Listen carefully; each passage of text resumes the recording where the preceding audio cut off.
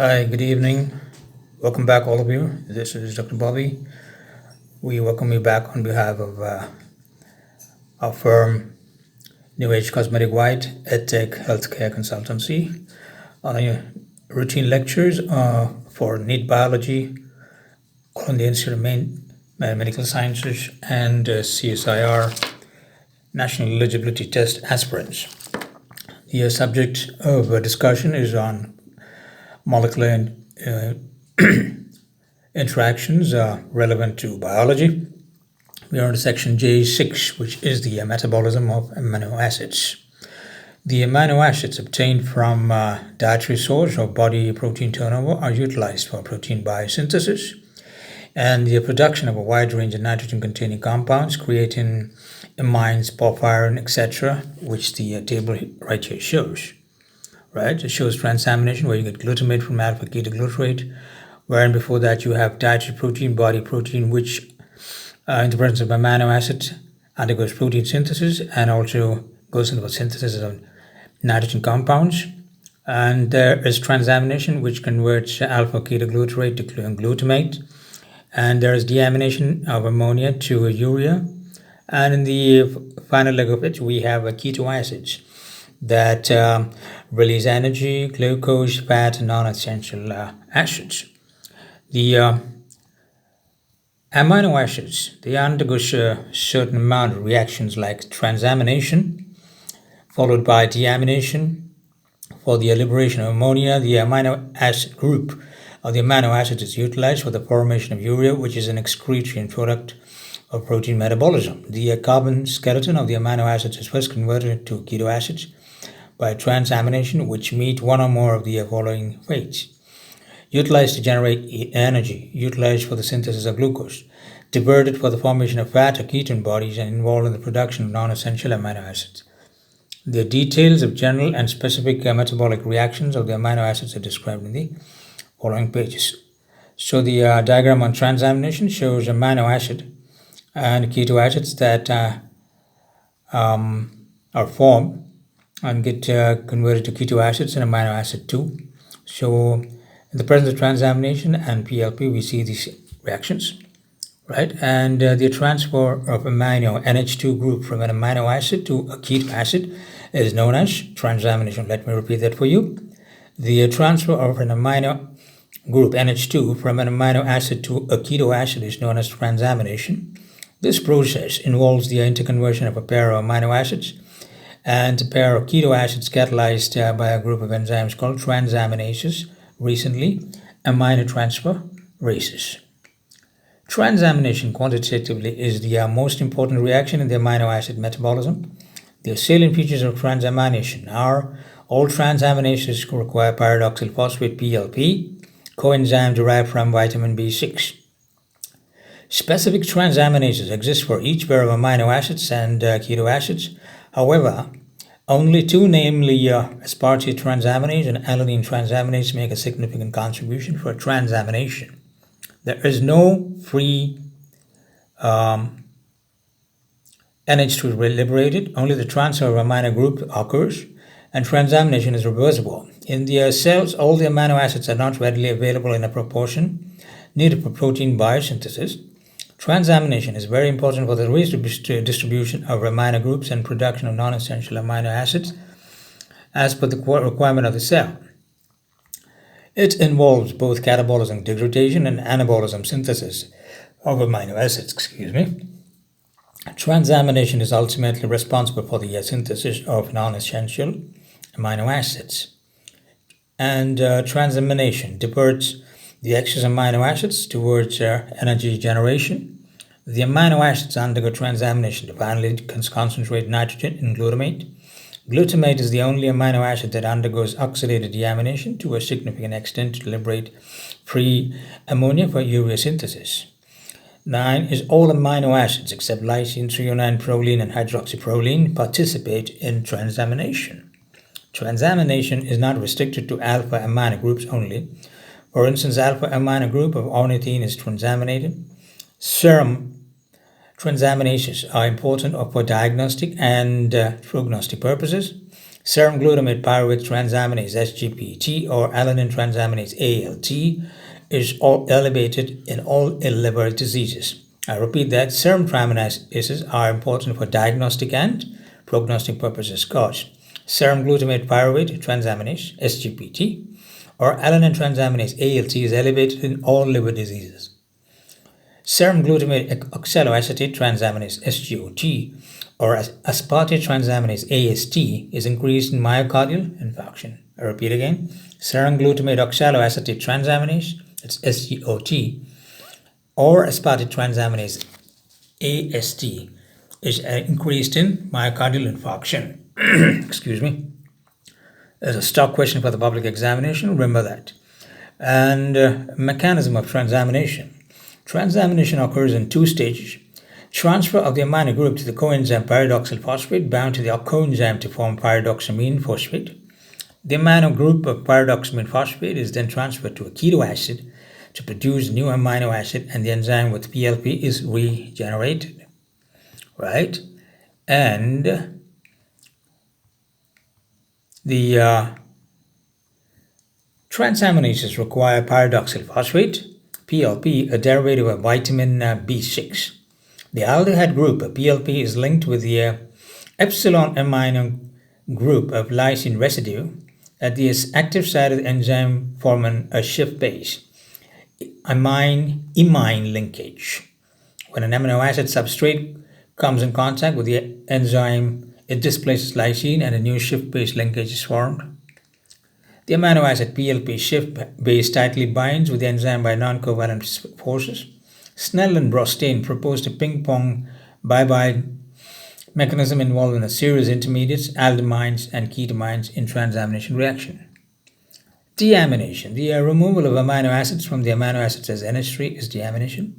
Transamination discussed above involves only the shuffling of amino acids among the amino acids. On the other hand, deamination results in the liberation of ammonia for urea synthesis. Simultaneously, the carbon skeleton of amino acids is converted to keto acids. Deamination may either be oxidative or non-oxidative. Although transamination and deamination are separately discussed, they occur simultaneously, often involving glutamate as the essential molecule. For this reason, some authors use the term transdeamination while describing the reactions of transamination and the deamination, particularly involving glutamate. Oxidative deamination. Oxidative deamination is the liberation of free ammonia from the amino group of amino acids coupled with the oxidation. This takes place mostly in liver and kidney.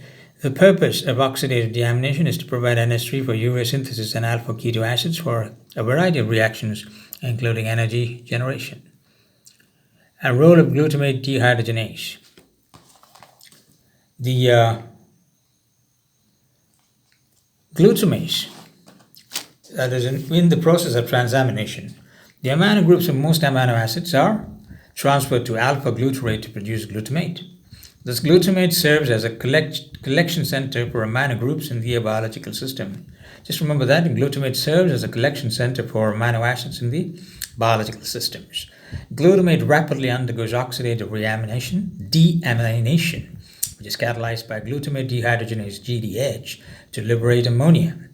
This enzyme is unique that it can utilize either NAD plus or NADP plus as coenzyme.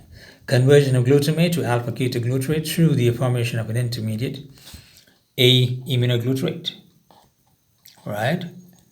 And ammonia. Further, when the cellular energy levels are low, the degradation of glutamate is increased to provide an alpha ketoglutarate which enters DCA cycle to liberate energy. Oxidative deamination by amino acid oxidases, L-amino acid oxidase and D-amino acid oxidase are flavor proteins possessing FMN and FAD respectively. They act on the corresponding amino acids L or D to produce alpha keto acids and NH3. In this reaction, oxygen is reduced to H2O2, which is later decomposed by catalase. And this shows the reaction L-amino acid in the presence of L-amino acid keto acidase. Alpha keto acid plus NH converts FMNH2 to FMN, and half a molecule of water is in the presence of catalase releases 1 molecule of water from hydrogen peroxide. The activity of L-amino acid oxidase is much lower, while that of D-amino acid oxidase is high in tissues, mostly liver and kidney. L-amino acid oxidase does not act on glycine and carboxylic acids. This enzyme, due to its very low activity, does not appear to play any significant role in the amino acid metabolism. The fate of D-amino acids. D-amino acids are found in plants and microorganisms. They, however, are not present in the mammalian proteins. But D-amino acids are regularly taken in the diet and metabolized by the body. D-amino acid oxidase converts them to the respective alpha keto acids by oxidative deamination. The alpha keto acids are so produced under transamination to be converted to L-amino acids, which participate in various metabolisms. Keto acids may be oxidized to generate energy or serve as precursor for glucose and fat synthesis. Thus, D-amino acid oxidase is important as it initiates the first step for the conversion of unnatural D-amino acids to L-amino acids in the body. Non-oxidative deamination. Some of the amino acids can be deaminated to liberate NH3 without undergoing oxidation. A. Amino acid dehydrases. Serine, threonine, and the homoserine are the hydroxy amino acids.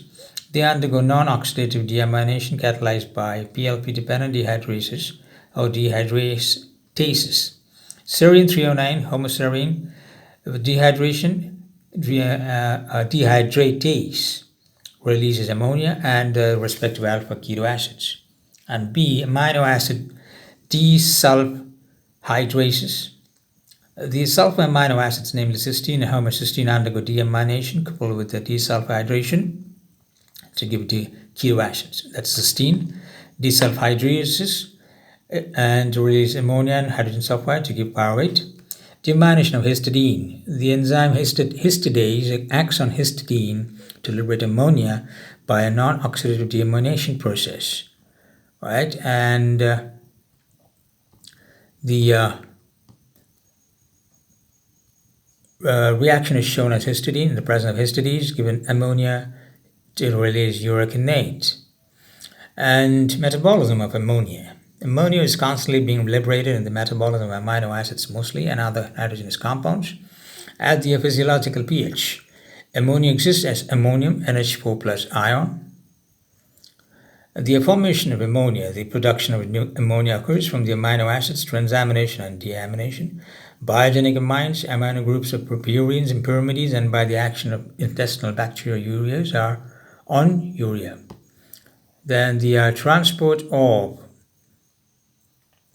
the storage of ammonia. Despite a regular and constant production of ammonia from various tissues, its concentration in the circulation is surprisingly low. That's normal plasma, 10 to 20 micrograms per deciliter.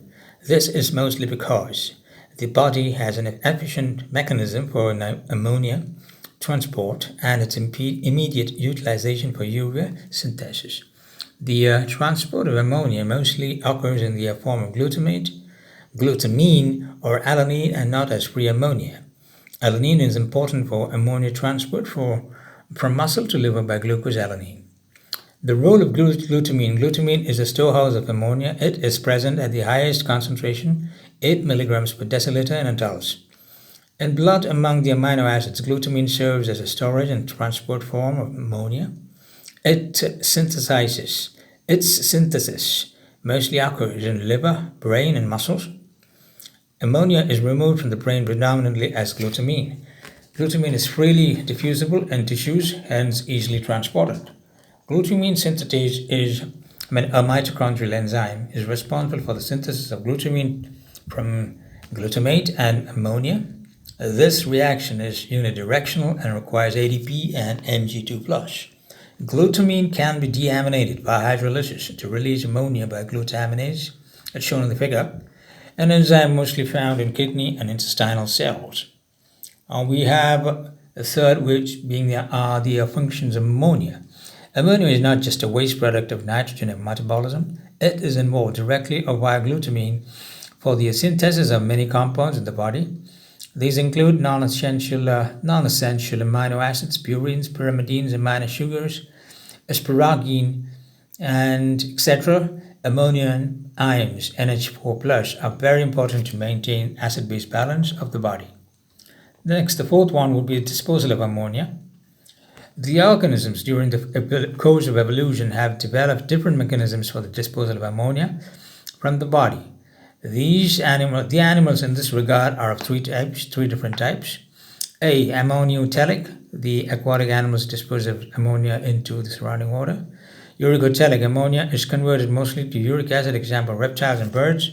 And ureotellic is the mammals, including man, convert ammonia to urea. Urea is a non-toxic and soluble compound, hence easily excreted. C. Toxicity of ammonia. Even a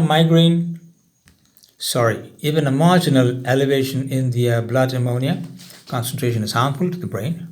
Ammonia, when it accumulates in the body, results in slurring of speech, and blurring of the vision, and causes tremors. It may lead to coma and finally death if not corrected. Right? Hyperammonemia, elevated in blood NH3 levels, may be genetic or acquired. Impairment in urea synthesis due to a defect in any one of the 5 enzymes is described in urea synthesis. All these disorders leading to hyperammonemia, and can cause mental retardation. Let me repeat the sentence. All these disorders lead to hyperammonemia and cause mental retardation. The acquired hyperammonemia may be due to hepatitis,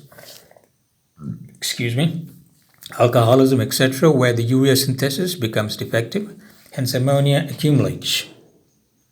Explanation of NH3 toxicity. The reaction catalyzed by glutamate dehydrogenase probably explains the toxic effects of ammonia in brain. Accumulation of ammonia shifts the equilibrium to the right with more glutamate formation, hence more utilization of alpha-ketoglutarate. Alpha-ketoglutarate is a key intermediate in TCA cycle, and its depleted level impairs the TCA cycle. The net result is that production of energy ATP by the brain is reduced. The toxic effects of ammonia on brain are therefore due to impairment of ATP formation. Urea cycle. Urea is the end product of protein metabolism, amino acid metabolism. The nitrogen of amino acids converted to ammonia, as described above, is toxic to the body. It is converted to the urea and detoxified. As such, urea accounts for 80 to 90% of the nitrogen-containing substances excreted in urea. Let me repeat that. As such, urea consists of or accounts for 80 to 90% of the nitrogen-containing substances excreted in urine. Urea is synthesized in the liver and transported to kidneys for excretion. Urea cycle is the first metabolic cycle that was elucidated by Hans Krebs and Kurt Henseleit in 1932. Hence it was known as the Krebs-Henseleit cycle. The individual reactions, however, were described in more detail later of Ratner and Cohen. Urea has 2 amino acids, that's the NH2 groups, one derived from NH3 and the other from aspartate. Carbon atom is supplied by CO2. Urea synthesis is a 5-step cyclic process with 5 distinct enzymes. Right? Urea synthesis is a 5-step cyclic process with 5 distinct enzymes. The first 2 enzymes are present in the mitochondria, while the rest are located in cytosol. How is it? The first 2 enzymes are present in mitochondria, while the rest are localized in cytosol. The details of urea cycle are described in this figure below. 1. Synthesis of carbamoyl phosphate is the first step. Carbamoyl phosphatase 1, that's CPS1 of mitochondria, is the enzyme that catalyzes the condensation of NH ions from CO2 to form carbamoyl phosphate. This step consumes 2 ADP and is irreversible and rate limiting. CPS1 requires N-acetylglutamate for its activity. Another enzyme, carbamoyl phosphate synthase 2, CPS2, involved in pyrimidine synthesis, is present in cytosol. It accepts amino group from glutamine and does not require N-acetylglutamate for its activity. And the second one would be the formation of citrulline. Citrulline is synthesized from carbamoyl phosphate and ornithine by ornithine transcarbamylase. It is therefore an ornithine is regenerated and used in the urea cycle. Therefore, its role is comparable to that of oxaloacetate in citric acid cycle. Ornithine and citrulline are basic amino acids. They are never found in protein structure due to lack of cocodons. Citrulline produced in this reaction is transported to cytosol by a transporter system. The synthesis of arginosuccinate. Arginosuccinate synthetase condenses citrulline and aspartate to produce arginosuccinate. The second amino group of urea is incorporated in this reaction. The step requires ADP, which is cleaved to AMP and pyrophosphate PPI. The latter is immediately broken down in inorganic phosphate PI. The fourth would be the cleavage of arginosuccinate. Arginosuccinate cleaves arginosuccinate. Arginosuccinase cleaves arginosuccinate to give arginine and fumarate. Arginine is the immediate precursor for urea. Fumarate liberated here provides connecting link with TCA cycle, gluconeogenesis, etc. And the fifth would be the formation of urea. Arginase is the fifth and final enzyme that cleaves an arginine to yield urea and ornithine. Ornithine is so regenerated enters mitochondria for its reuse in the urea cycle. Arginase is activated by CO2 plus and manganese. Excuse me. Ornithine and lysine compete with the arginine competitive inhibition. Arginase is mostly found in the liver, while the rest of the enzymes 4 of urea cycle are also present in other tissues. For this reason, arginine synthesis may occur to varying degrees in many tissues, but only the liver can ultimately produce urea. Overall reactions and energetics. The urea cycle is irreversible and consumes 4 ATP. 2 ATP are utilized for the synthesis of carboxyl phosphate. 1 ATP is converted to AMP and PPI to produce arginosuccinate, which equals 2 ATP.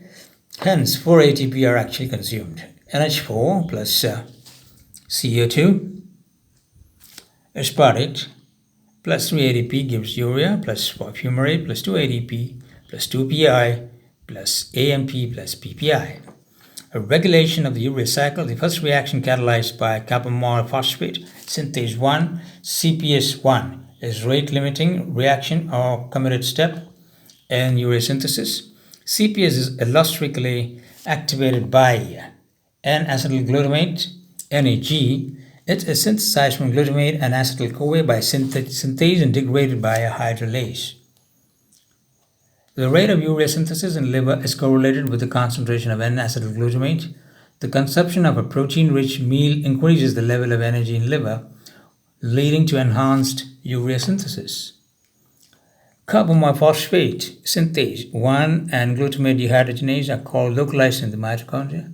They coordinate with each other in the formation of ammonia and its utilization for the synthesis of carboxyl phosphate.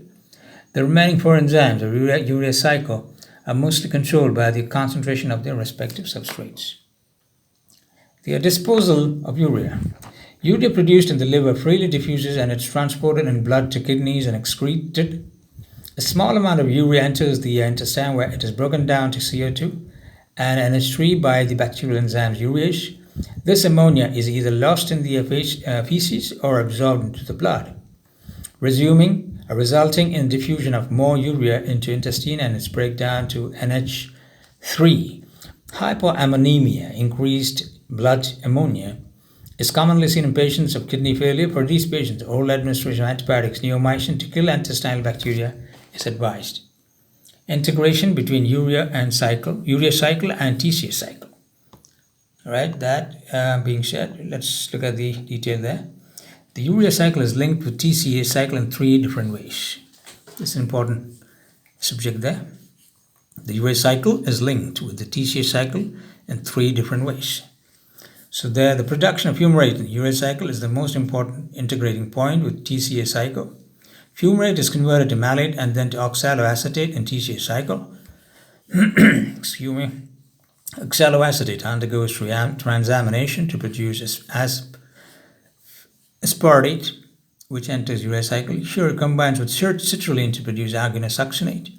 Oxaloacetate is an important metabolite which combines with acetyl-CoA to form citrate, and finally oxidase. Oxaloacetate can also serve as a precursor for the synthesis of glucose, gluconeogenesis.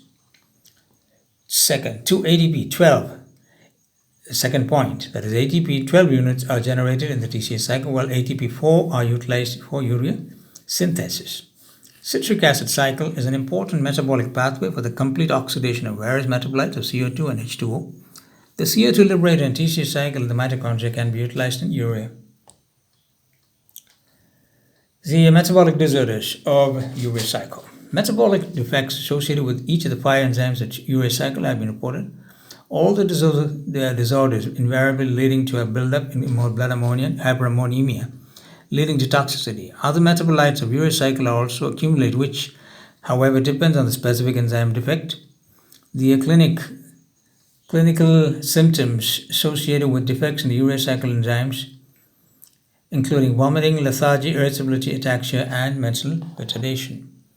Next topic would be J7, under the title of Integration of Metabolism of Carbohydrates, Lipids, and Proteins.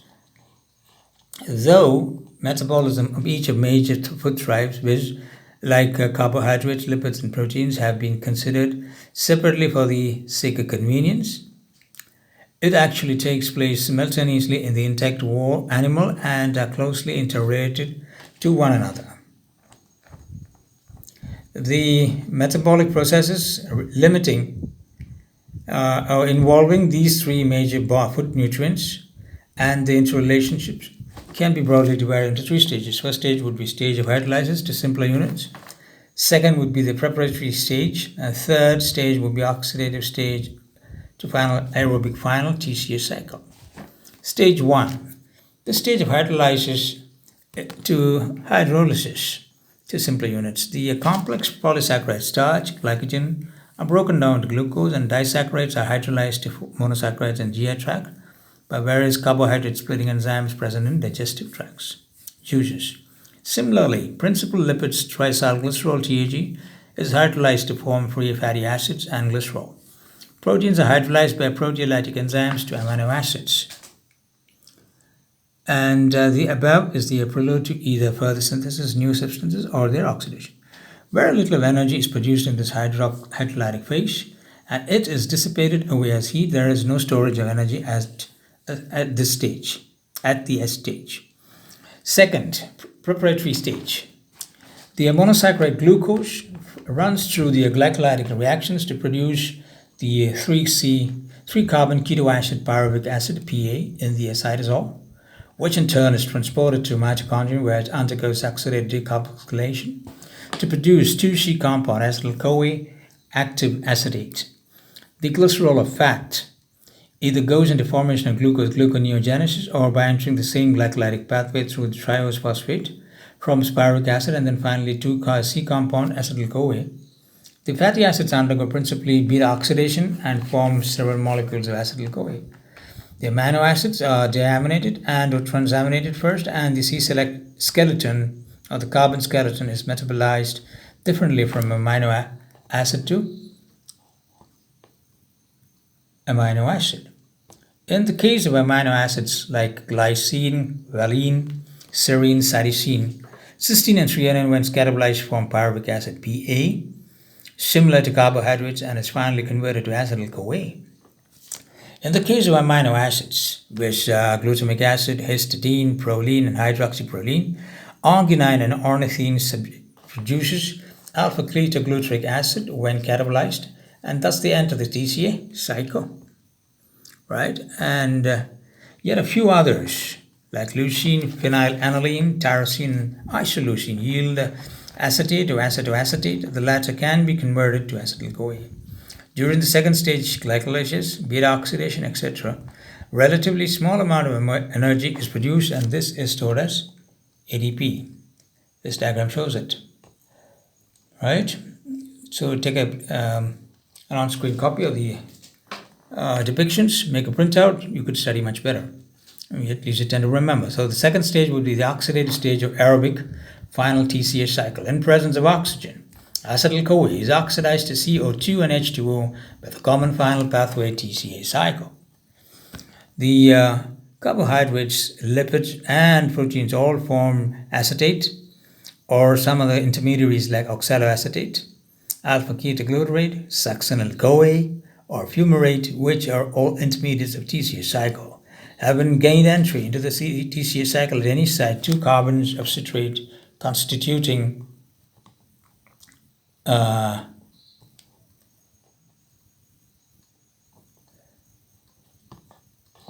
while constituting an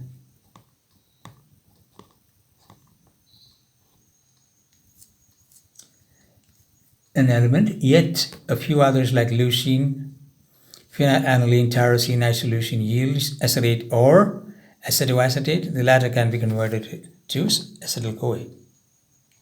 During the second stage, glycolysis, beta oxidation, etc., relatively in small amounts of energy is produced, and this is stored as ATP. And the acetate moiety, one sec, and let's go back from here.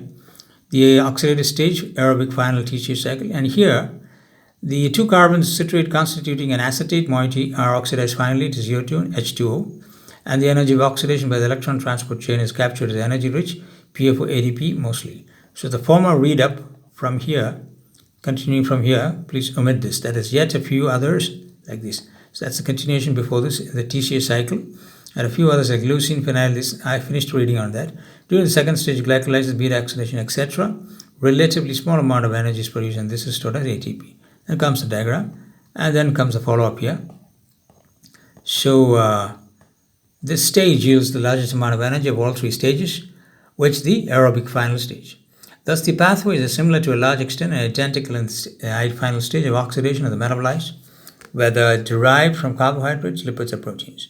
This is schematically represented in figure along with the use of various amino acids here below. Stage 1 hydrolysis, you have lipids, carbohydrates, proteins. Okay, they undergo the process to release Fa and glycerol, and carbohydrates release monosaccharides, proteins liberate amino acids. Further on, they go to the second stage where Fa plus glucose gets converted to pyruvic acid, likewise monosaccharides from glucose as well. Both of these produce pyruvic acid. Amino acids, glycine, serine, alanine, cysteine, 309, and others like as leucine and the others, ASP and others, glucine, the others, they're all in separate ways. In the initial 5 they release pyruvic acid, and the other 2, the second one set releases acetyl-CoA to act with pyruvic acid. Okay, and that plus the release of oxaloacetic acid from ASP, they both react to release citric acid, isocitric acid, alpha-ketoglutarate, succinyl-CoA, fumarate, and malate, which forms the TCA cycle. The interconversion between the 3 principal components is carbohydrates is the first one. Carbohydrates can form lipids through formation of alpha glycerol phosphate from glycerol or dihydroxyacetone phosphate from glycolysis, which is necessary for triacylglycerol TAG, and B fatty acids from acetyl-CoA, each extramers mitochondrial de novo synthesis. The carbohydrates can form non-essential acids through a deamination of alpha-keto acids or via pyruvic acid PA, oxaloacetic acid DOAA and alpha-ketoglutarate to form amino acids alanine, aspartate, and glutamate respectively. Fats. Fatty acids can be removed to some amino acids by forming the decarboxylic acid like malic acid, oxalic acid, and alpha-ketoglutarate. Fatty acid commonly may be theoretically be incorporated into carbohydrates by the acetate running through TCA cycle, but there is no given gain in transports since 2 carbon atoms equivalent of acetate are oxidized in the cycle. The fourth one would be acetone. One of the ketone bodies may be glucagonic. Acetone can be converted to acetol P, which in turn can produce propanediol P. Propanediol P is glucogenic. Proteins. They form both carbohydrates and lipids through the glucogenic and ketogenic amino acids. Come again, the glucogenic and ketogenic acids bring about the conversion of proteins to form carbohydrates and lipids. Regulation and control of the reaction. The ratio of ATP, AMP of the cells, or tissues seems to decide the content of aerobic metabolism. Inhibition. If the ratio is high, low AMP or ADP, this will have certain inhibitory effects of certain enzymes or glycolytic TCA cycle.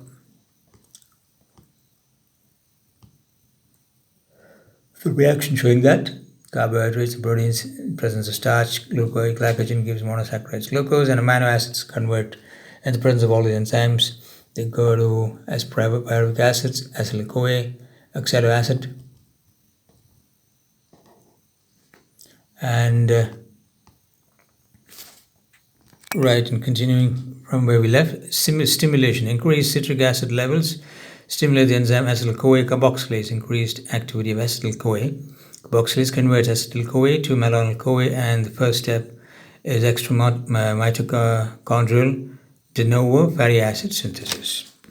Right, and so thus the acetyl-CoA is the presence in the presence of adequate stores of ammonia and at ADP and low AMP levels is diverted to the synthesis of fats. The reverse set of condition operates when the ADP or AMP ratio is low. The next we have is G8, which is the metabolism of nucleotides. Nucleotides consist of a nitrogenous base, a pentose, and a phosphatase. The pentose sugar is D-ribose in ribonucleotides of RNA, while in deoxyribonucleotides, hexanucleotides of the DNA, the sugar stored is deoxy-D-ribose. Nucleotides participate in almost all the biochemical processes, either directly or indirectly. They are the structural components of nucleic acids, DNA and RNA, coenzymes that are involved in the regulation of several metabolic reactions. That's biosynthesis of purines. Many compounds come to contribute to the purine ring of the nucleotides, and here is the formula which covered to glycine. They give into aspartate and formidables, formyl and formyl THF. So a nitrogen in purine, is derived from the amino acid of aspartate. C2 and C3 C2 and let me just magnify that. And C8 arise from the formation or formate of N10 formyl tetrahydrofolate THF. N3 and N9 are obtained from amide group with glutamine. C4, C5 and N7 are contributed by glycine. C6 directly comes from carbon dioxide. Right? It should be remembered that purine bases are not synthesized as such, but they are formed as ribonucleotides. The purines are built upon a pre-existing ribose 5-phosphate. Liver is the major site for purine and nucleotide synthesis. Erythrocytes, polymorphonuclear leukocytes, and brain cannot produce partners. The pathway for the synthesis of inosine monophosphate, IMP or INO acid, the parent pyrimidine, purine nucleotide is given here in the figure below, and the reactions are described as ribose 5-phosphate produced in the hexose monophosphate shunt of carbohydrate metabolism is the starting material for purine nucleotide synthesis. It reacts with ADP to form phosphoriboso pyrophosphate, PRPP. Glutamine transfers its amide nitrogen to PRPP to replace pyrophosphate and produce 5-pyrophosphoribosylamine. The enzyme PRPP, that is glutamate amide transferase, is controlled by feedback mechanism of nucleotides IMP, AMP, and feedback. GMP, AMP, and IMP. The reaction is the committed step in pure nucleotide biosynthesis. And phosphoribosylamine reacts with the glycine in the presence of ADP and form glycinamide ribose 5-phosphate or glycinamide ribotide, GAB. The reaction is the committed step in ureanucleotide biosynthesis. Phosphoribosylamine reacts with glycine in the presence of ATP to form glycinamide ribosyl 5-phosphate or glycinamide ribotide, GAR. N10 formyl tetrahydrofluoride donates the formyl group, and the product formed is formyl glycinamide ribosyl 5-phosphate. Excuse me. Glutamine transfers the second amino acid groups to produce formyl glycinamidine ribosyl 5-phosphate. The imidazole ring of the purine is closed in an ATP-dependent reaction to yield 5 amino acids. Acid, imidazole, 5-amino imidazole ribosyl 5-phosphate. All right, and incorporation of CO to carboxylation occurs to yield amino imidazole carboxylate ribosyl 5-phosphate. This reaction does not require the vitamin biotin and or ADP, which is the case with most of the carboxylation reactions. Right. Aspartate condenses with the product in reaction to form amino imidazole 4-succinyl carboxamide ribosyl 5-phosphate. Adenosuccinate lyase cleaves of fumarate, and only the amino group of aspartate is retained to yield amino imidazole 4-carboxamide ribosyl 5-phosphate. N10 formyl tetrahydrofolate donates O-neocarbon moiety to produce formaminoimidazole 4-carboxamide ribosyl 5-phosphate. With this reaction, all the carbon and nitrogen atoms of purine ring are considered by the respective sources. The final reaction, catalyzed by cytohydrolase, leads to Ra closure with an elimination of water molecule. The molecule obtained in inosine pyrophosphate can be synthesized. And going to the next portion of the same page, we read of inhibitors of purine synthesis. Folic acids, THF, is essentially for the synthesis of purine nucleotides, reaction 4 and 10. So sulfonamides are the structural analogs of para-aminobenzoic acid, PABA. Let's just have a look at the diagram. See? Right? For any doubts, keep watching. Any doubts, give me a call. Or come to my WhatsApp page, post your question, I'll give you an answer to whatever be the question. Right? In this context, these sulfur drugs can be used to inhibit the synthesis of folic acid by microorganisms. This indirectly reduces the synthesis of purines, and therefore the nucleic acids DNA and RNA sulfonamide have no influence on humans, since folic acid is not synthesized and is supplied through diet. The structural analogs of folic acid, example methotrexate, are widely used to control cancer. They inhibit the synthesis of primary nucleotides, reaction 4 and 10, and thus nucleic acids, and both of these reactions are cornered with the transfer of 1 carbonyl moiety formyl group. These inhibitors also affect the proliferation of normally growing cells. These may cause many side effects, including anemia, baldness, and scaly skin, etc. The next topic would be the next single line, which would describe the next topic, would be azarine is an antagonist to glutamine, and this can inhibit the reaction of fire. So we're talking of now synthesis of AMP and GMP from IMP. Inosine monophosphate is the immediate precursor of the formation of AMP and GMP. Aspartate condenses the IMP in the presence of GDP to produce adenyl succinate, which in cleavage forms AMP. For the synthesis of GMP, IMP undergoes NAD+ dependent of dehydrogenation and form xanthosine monophosphate. Tamam. Glutamine then transfers amide nitrogen to XMP to produce GMP. Mercaptopurine is an inhibitor of the synthesis of AMP and GMP. It acts on the enzyme adenine succinate of AMP pathway and AMP dehydrogenase of GMP pathway. And formation of purine nucleoside diphosphates and triphosphates.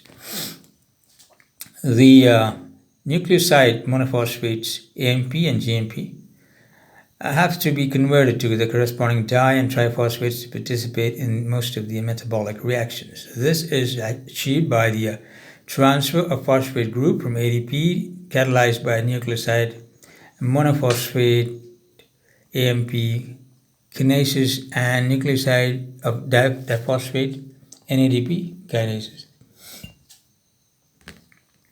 and the salvage pathway for purines. The free purines, adenine, guanine, and hypoxanthine, are formed with a normal turnover of nucleic acids, particularly RNA, and also obtained from their dietary sources. The purines can be directly converted in the corresponding nucleotides, and their process is known as salvage pathway. Adenine phosphoribosyltransferase transferase catalyzes the formation of AMP from adenine.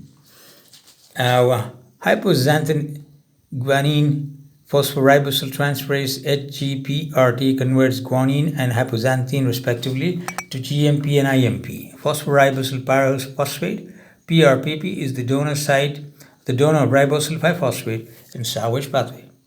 The salvage pathway is particularly important in certain tissues such as erythrocytes and brain, where the de novo, that is the new, synthesis of purine nucleotides are not operative. The detailed enzyme HGPRT causes Lesch-Nyhan syndrome. Note those points. Lesch-Nyhan syndrome, we will discuss that later. And the regulation of protein nucleotide biosynthesis. The purine nucleotide synthesis is well coordinated to meet cellular demands. The intracellular concentration of PRPP regulates purine synthesis to a large extent. This is, in turn, is dependent on the availability of ribose 5-phosphate and the enzyme PRPP synthetase. PRPP glutamyl aminotransferase is controlled by a feedback mechanism by purine nucleotides. That is, if AMP and GMP are available in adequate amounts to meet the cellular requirements of these cells, is turned off at the aminotransferase reaction. Right? So, we were on the reaction of aminotransferase on the aminotransferase reaction. Another important stage of regulation is in the conversion of IMP to AMP and GMP. AMP inhibits adenyl succinate synthetase, while GMP inhibits IMP dehydrogenation. So thus AMP and GMP control the respective synthesis from IMP by a feedback mechanism. That's interesting, right? The synthesis of purine and pyrimidine deoxyribonucleotides occurs from ribonucleotides by reduction at the aceti of ribose moiety. This reaction is catalyzed by a multi-subunit of 2B1 and 2B2 subunits enzyme ribonucleotide reductase. Supply of reducing equivalents. The enzyme ribonucleotide reductase itself provides the hydrogen atoms needed for reduction from sulfhydryl groups. The reducing equivalents in turn are supplied by thioredoxin, monomeric protein with 2 cysteine residues. NADH-dependent thioredoxin reductase converts the oxidase thioredoxin to reduced form, which can be recycled again and again. Thioredoxin thus serves as a protein cofactor in enzymatic activity. Regulation of deoxyribonucleotide synthesis. Deoxyribonucleotides are mostly common for the synthesis of DNA. The activity of the enzyme ribonucleotide reductase maintains the adequate supply of deoxyribonucleotides. So going back to the subject, Ribonucleotide reductase is a complex enzyme with multiple sites, active site and allosteric sites that control the formation of deoxyribonucleotides.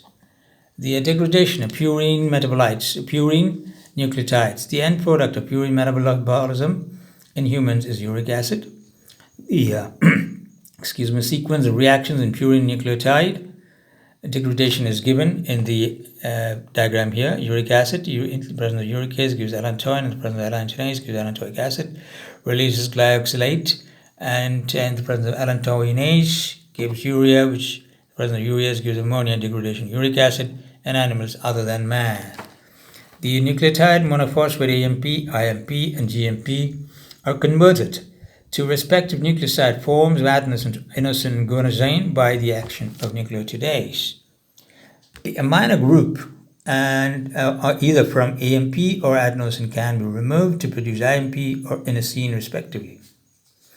Inosine and guanosine are respectively converted to hydroxyxanthine and guanine, which is a purine base, by purine nucleoside phosphorylase.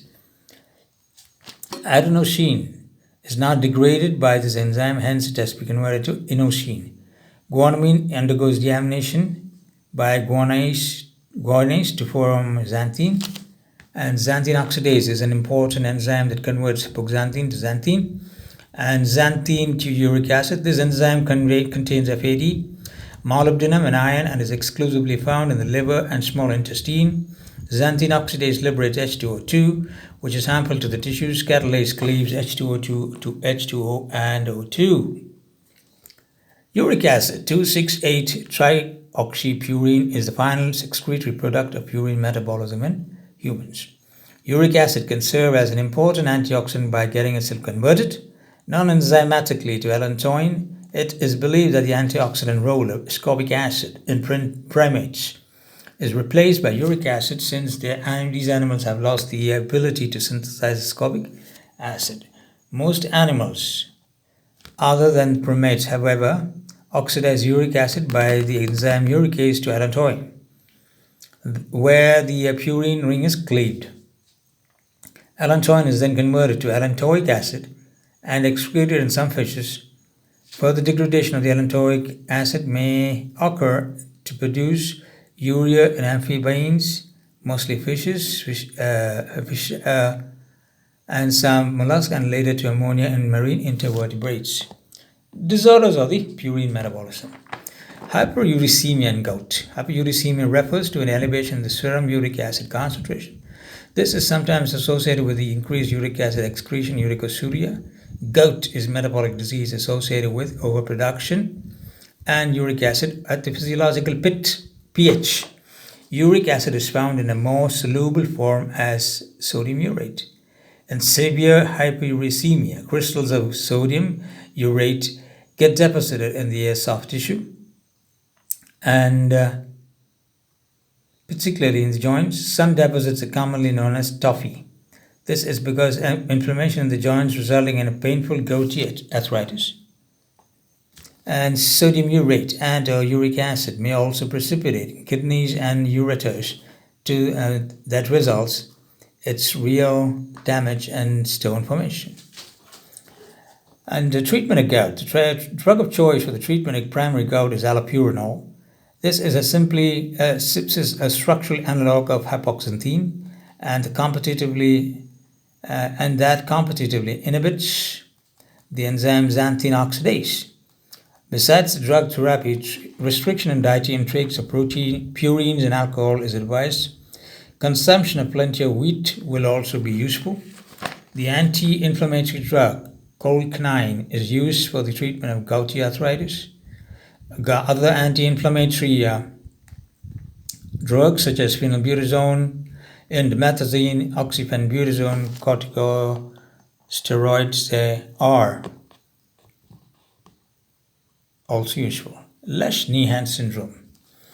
This disorder is due to the deficiency of hypoxanthine guanine phosphoribosyl transferase HGPRD, an enzyme of purine salvage pathway. Lesch-Nyhan syndrome is a sex-linked metabolic disorder, since the structural gene for HGPRD is located on the X chromosome. It affects only the male and is characterized by excessive uric acid production, openly gouty arthritis, and neurological abnormalities, and as mental retardation is aggressive behavior, learning disability, etc. The patient of this disorder have an irresistible urge to bite their fingers and lips, often causing self-mutilations. Immunodeficiency associated with purine metabolism. Two different immunodeficiency disorders associated with the degradation of purine nucleosides are identified. The enzyme defects are adenine deaminase and purine nucleoside phosphorylase, and involved in uric acid synthesis. The deficiency of adenosine deaminase ADA causes severe combined immunodeficiency. SCID causes severe combined immunodeficiency involving T cell and usably B cell dysfunction. It is explained that ADA deficiency results in